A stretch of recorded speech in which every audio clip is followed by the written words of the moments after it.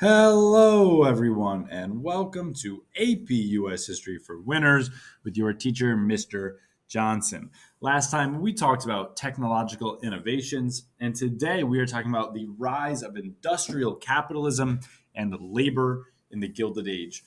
So, if you are ready, let's begin. The first thing we need to know is about the economic growth of this time period. So, we talked briefly about this term, the Gilded Age, which is a time period that historians call the Gilded Age, which is from 1880 to 1900. And what this really means is, if you remember from our last notes, is Mark Twain coins this phrase, the Gilded Age, and what it means is it's covered in a thin layer of gold. So the idea is on the outside it looks really nice. So the economy is growing. That's the gold part, okay? But on the inside there's going to be some problems, and so we're going to kind of see a little bit of these successes and problems throughout today. But the main thing to know is from 1880 to 1900, America's economy is growing tremendously. Okay. And why is it growing? Well, we're seeing huge industrial production, right? So we have all those new technologies, like we talked about last lesson, that are helping create a lot more products. The factory system, the industrial revolution, where people are now moving from making things by hand to working in factories, it's exploding and it's making a lot more product, which is going to increase America's economy. Okay. We also have more communication. We talked about the telegraph and the telephone, and communication is another reason that the economy is going to grow, because of quicker communication means better business practices. Okay. And then the last idea, and this is new for us, is pro growth government policies. So the government from 1880 to 1900 is going to take a very pro business stance. And there's a term here that we need to memorize. It's called laissez faire, and it's French. And what it basically means is the government is going to be hands off. So the government is not going to tell businesses what they can or cannot do. They're going to let businesses do what they think is best. So this means they're not going to have things like minimum wage laws. They're not going to have things like child labor laws. They're not going to have rules about the safety of workers, right? So businesses are going to be able to grow unchecked, and they're not going to have to treat workers in a certain way to keep them safe or whatever, which is going to increase their profits. So a lot of economic growth in this time period. Now, the industrial workforce refers to the people that are working, and the businesses are growing, but they need people working in these businesses for them to grow. And the businesses are going to grow because of advances in marketing. We talked about that a little bit last time with like mail order catalogs, but also a growing labor force. So we have a lot of immigrants coming into America, and a lot of people are moving away from their farms into cities in America, called urbanization. And we started to see more people working in cities, and these are wage workers. So they're working for a salary. So 2/3 of workers in America at this time were wage workers. They worked 6 days a week, 10 hours a day. It's a lot of work. Okay. And remember, there's no laws about lunch breaks or how often you can work, or how clean things need to be. There's none of that because the government's laissez-faire. And we also see child labor, especially in the lower class. 2 million children are working in 1900 because we don't see laws about child labor yet. And we don't see laws about kids needing to attend school. So lower income families have kids working in factories like you see pictured here. And they're supplying a lot of labor at very cheap costs for the businesses. All right, so some other reasons, and this is going to be a lot of vocab, we're going to need to understand these terms, but some other reasons why businesses are going to grow during the Gilded Age is because of something called consolidation, meaning we're going to see many different businesses become fewer businesses and become bigger. And when businesses are bigger, they're able to make more money because they have less competition. So we see one vocab term here is called a trust. So a trust is when companies assign stocks and the parts of their businesses to be managed by a board of trustees. So you can kind of think of this like a monopoly. Oftentimes, trusts, they have a lot of different companies that come together to work as one. And when they're monopoly, they're the only business in town. They're the only business that sells a certain type of product that they're doing. And so they're able to have a lot of advantages. Another idea for consolidation is something called a holding company. So that's one company that owns stock and owns control over a lot of different companies. So if you think of like Pepsi today, Pepsi doesn't just sell Pepsi. They also sell a ton of other products. Like they sell Mountain Dew, they sell Sprite, right? They sell a ton of other products. Another one for today is like Unilever, right? Unilever is this massive company, but they sell anything from beauty projects to Ben and Jerry's. So anything that you're buying that under the Unilever brand goes to Unilever. So a holding company is one company that owns a lot of different ones. Okay. Vertical integration is another term we need to know about business consolidation. And that is when a business owns all aspects of production from start to finish. So, what this means, and I'll show you this little graphic a little bit bigger in the next slide, but basically, the graphic is about if you're a meat company. So, if you are a vertically integrated meat company, you own the cows, you own the slaughterhouses, you own the railroads and the refrigerated railroads cars, you own the warehouses to store the meat, you own the meat packing plants where they take the meat and they make it into sausage or whatever, you own the trucks, the delivery wagons that are selling the meat. All of that is owned by one company. The best example I have for you today for a vertically integrated company is Amazon. If you think about Amazon, think about their store, right? They have Amazon Basics batteries. So they are making the batteries themselves. They own the website where you buy the batteries. They own planes and trucks to get the batteries to the warehouses. They own the warehouses themselves, and they own the delivery vans to get the products from the warehouse to your house. So Amazon is a vertically integrated company. And the reason why this is good for businesses is because they don't have to pay the middleman because they own every aspect of the business. So this is a very strong business strategy.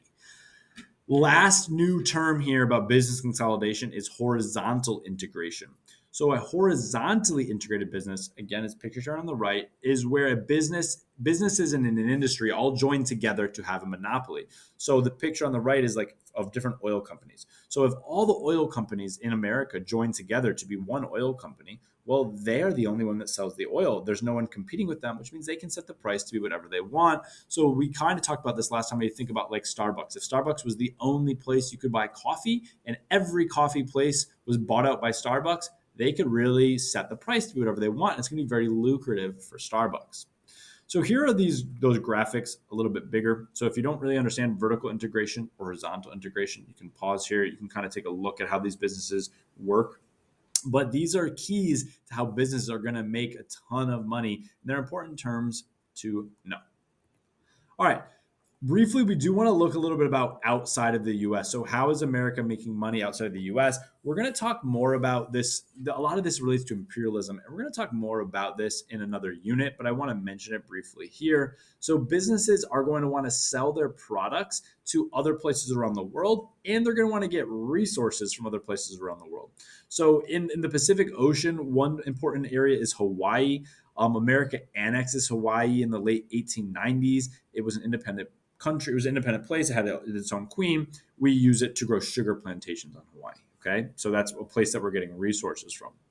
In Asia, we take over the Philippines in 1898 in something called the Spanish-American War. We'll go into that later in another lesson. But what you need to know is that it's a new market, right? There's also resources there. We can sell our products to people in the Philippines, and we can take natural resources from the Philippines. Open door policy is a very important term. This relates to how the US wants to trade freely with China. China was being divided into spheres of influence where other countries, you can see a picture on the right, like England and Germany and all these other countries, were taking part of China to kind of have control over. And America was being left out. So America has this idea called the open door policy where America wants to be involved in China, and they want to sell a lot of products to Chinese people because there was a lot of Chinese people at the time, and there was an opportunity to sell them American-made products.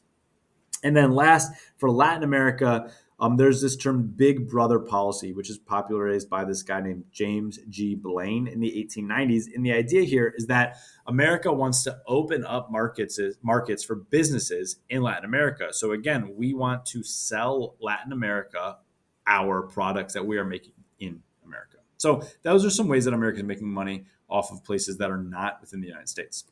All right, but let's look at, so we have this big growing economy. We've been talking about it. So what's the impact of this growing economy? And so I'm going to kind of break it over for you right now really quickly, and then we're going to kind of go into some more specifics about the impacts of this economy later on in this slideshow. So first of all, the price of goods are going to decrease. We're going to see an increase in supply of goods, and when there are more supply of goods, prices are going to go down. Production is going to be cheaper, so more people are going to be able to afford items. Okay, so that's good for people. We also see an increase in workers' wages, which gives people more money for them to spend. So even though there's no rules or laws, because we have laissez-faire government, there's no rules or laws about what companies can pay you. But because we're starting to see increased competition, companies are going to start to increase wages so that they can keep workers working for their company. And that's going to help out the common person with an increase in standard of living. Standard of living is like how comfortable you are, your house, your food, your rent, all that kind of stuff, your clothing, like how comfortable you are with your living. Are you able to survive off of the money you're making? We see it's becoming better. More people have more things in the late 1800s. Another relate connection to standard of living is we see a new access to goods and services. So a lot of new inventions like sewing machines pictured on the right, sporting equipment, other household items, because we see more production and cheaper goods, more people can afford these type of things. So instead of having to sew by hand, people have sewing machines, and it's going to really make people's lives better.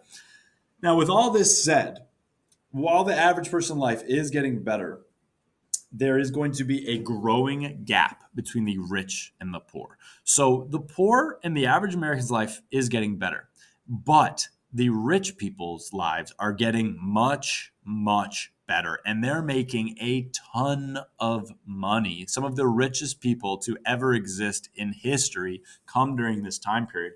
And again, this is because of all the new inventions, all the new productivity, but also because the government is being laissez-faire. The government is not putting checks and balances on businesses. They're not telling businesses what they can and cannot do.